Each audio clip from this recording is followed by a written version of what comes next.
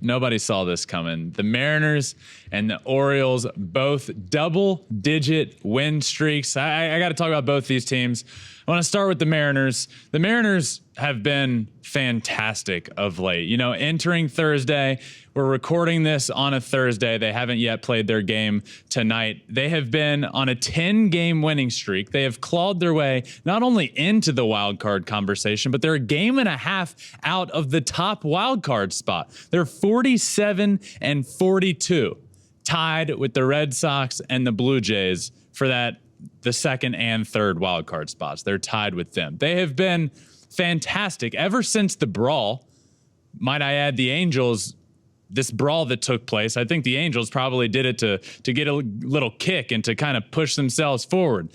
That backfired, and it propelled the Mariners into the season they are now having. It's unbelievable what they're doing. Shannon Drayer, who we just recently had on the show, tweeted this: a few fun numbers from the Mariners' current streak.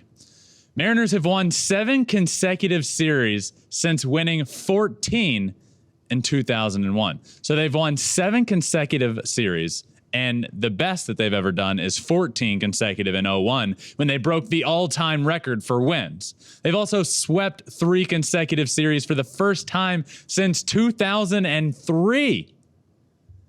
Unbelievable what they are doing.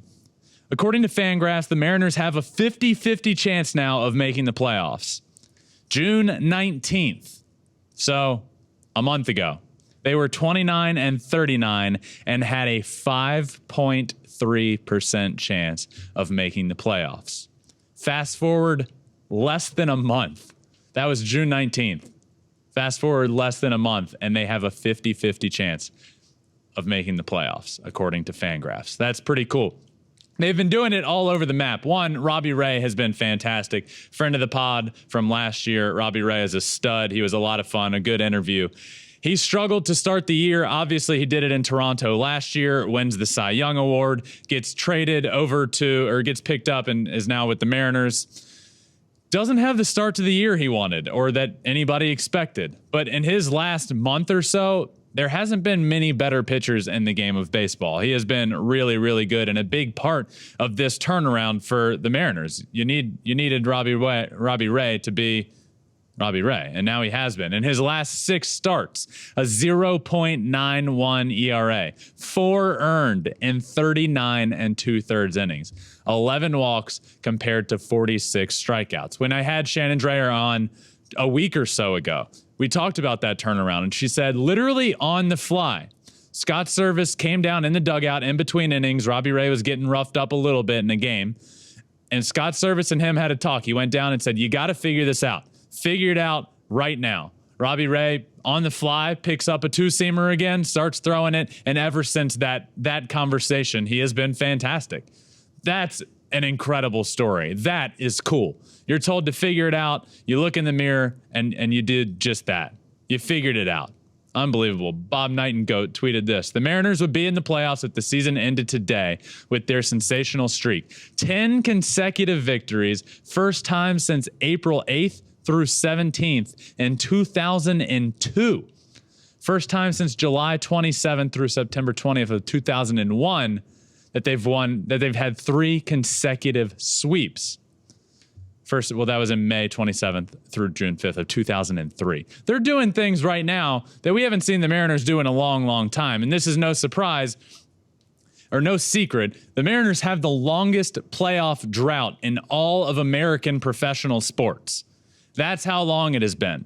And we're now at the case where they had a 5% chance of making it a month ago to a 50-50 chance. And before the year started, I said the Mariners will not win the AL West. The Houston Astros will win the AL West, but the Mariners will break the streak. They will end the drought. And here we are.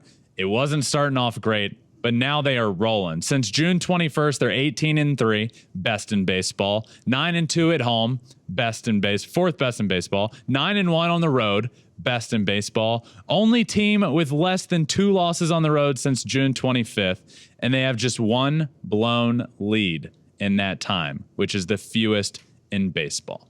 They've been doing it. They've been doing it from everybody. The pitching, they've been doing it on the offensive side. Ty France at first base should be an all-star. Jesse Winker has been picking it up. Julio Rodriguez, the young phenom named to the all-star game, going to participate in the home run derby, which I'll get to here in a minute. But this guy's a stud. This Mariners team is finally coming together. And if you want to point to a date, it was that brawl that took place in LA or in Anaheim, and they have just propelled their season forward ever since. They have been fantastic. On the other side of the country, the Baltimore Orioles, also double-digit win streak. Who would have seen this coming? The Baltimore Orioles are just a game and a half out of a wild card spot. They are a game and a half behind that grouping of the Mariners, the Red Sox, and the Blue Jays. Meaning they're just 3 or 4 games out from the top spot in the American League wild card race. It is so cool what the Orioles are doing right now. Do I think, if I had to predict right now, do the Baltimore Orioles make the playoffs? No, but this is still a cool story. It's still incredible. I don't think you would have expected them. In fact, I know the Orioles fans didn't expect them to be here this year. This was the year where you were supposed to see glimpses of the future.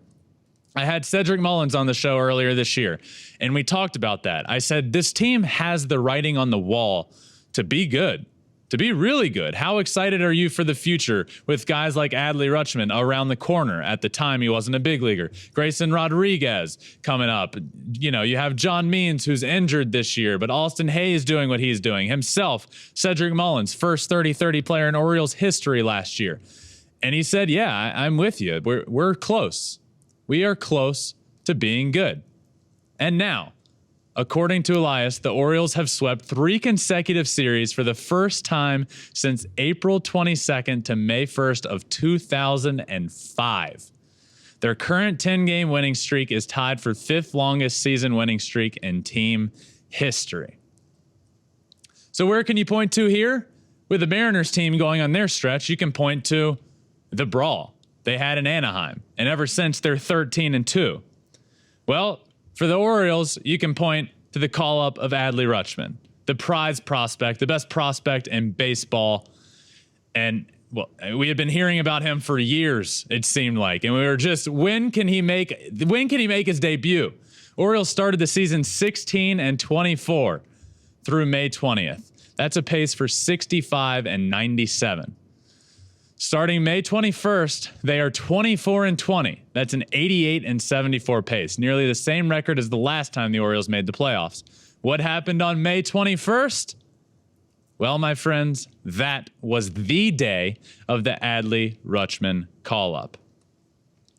The Orioles are sitting, as I sit here, on Thursday at 45 wins. Thursday, today, is July 14th. The Orioles reached the 45 win mark last year on September 8th. September 8th, they got to 45 wins. Fast forward well less than a year later, they have already reached the 45 win mark before the All-Star break. The AL East division, which is the best division in baseball. Since June 11th, the Baltimore Orioles, 21-9, the New York Yankees, who are on top of the world and everybody's talking about them and they're on a historic pace, 20-10.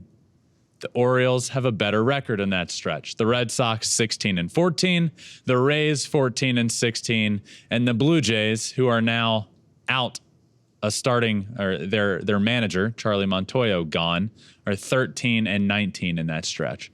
So since that date, the Baltimore Orioles have been the best team in the best division in baseball. So I hear you. Dave Roberts, a month or so ago, said the NL West is the best division in baseball.